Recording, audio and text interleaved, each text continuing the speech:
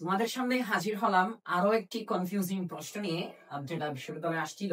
এই টাইপের প্রশ্ন কিভাবে করা যায়, আমি একটা হিন্ট দিয়ে দিই। এই টাইপের প্রশ্নগুলো সলভ করার ক্ষেত্রে ট্রানজিটিভ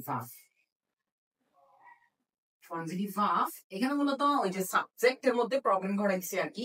হ্যাঁ, ট্রানজিটিভ ভার্বের পরে কি থাকে জানো? আমাদের হচ্ছে অবজেক্ট থাকে। কোনো বাক্য যদি ভাবের বেস দিয়ে শুরু হয় তাকে কি বলা যায়? ইম্পারেটিভ সেন্টেন্স বলা যায়।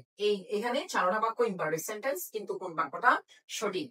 দেখো, লেট এটা একটা ভার্ব, ট্রানজিটিভ ভার্ব। লেট মানে হচ্ছে কোনো কিছু করতে দেওয়া, কোনো জায়গায় যেতে দেওয়া, কোনো কিছু হতে দেওয়া। Let me go, let me eat, let me be. হ্যাঁ, অর্থাৎ এটা দ্বারা কোনো কিছু করতে দেওয়া বোঝায়।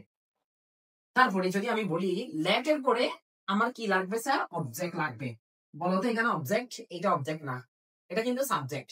অবজেক্ট হতে গেলে এটা কি হতে হবে? হিম হতে হবে। তার মানে এই দুইটা অটো বাদ।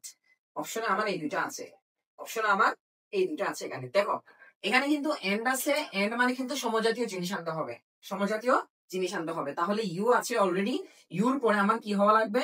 হিম হওয়া লাগবে। হি আবারও কি সাবজেক্টিভ ফর্ম, এটা কিন্তু কি হওয়া লাগবে? অবজেক্টিভ ফর্ম হওয়া লাগবে। এই যে অবজেক্টিভ ফর্ম এখানে আছে, তার মানে আমার ডি নাম্বারটা সঠিক উত্তর হচ্ছে। ভার্ব পাইছি, একটা ট্রানজিটিভ ভার্ব পাইছি, ট্রানজিটিভ ভার্বের পরে অবজেক্টিভ ফর্ম। দেখিও, ইউ হচ্ছে সাবজেক্টিভ ফর্মও আসতে পারে, ইউ শব্দটা অবজেক্টিভ ফর্মেও আসতে পারে। ইউ সিঙ্গুলারের জন্য ইউ আসতে পারে, প্লুরালের জন্য ইউ আসতে পারে। ইউ হচ্ছে একটা সর্বকাজের কাজী। ঠিক আছে স্যার, আজকে এটা শিখলাম আর কি। ভালো লাগলে বন্ধুদের মাঝে শেয়ার করে দিই।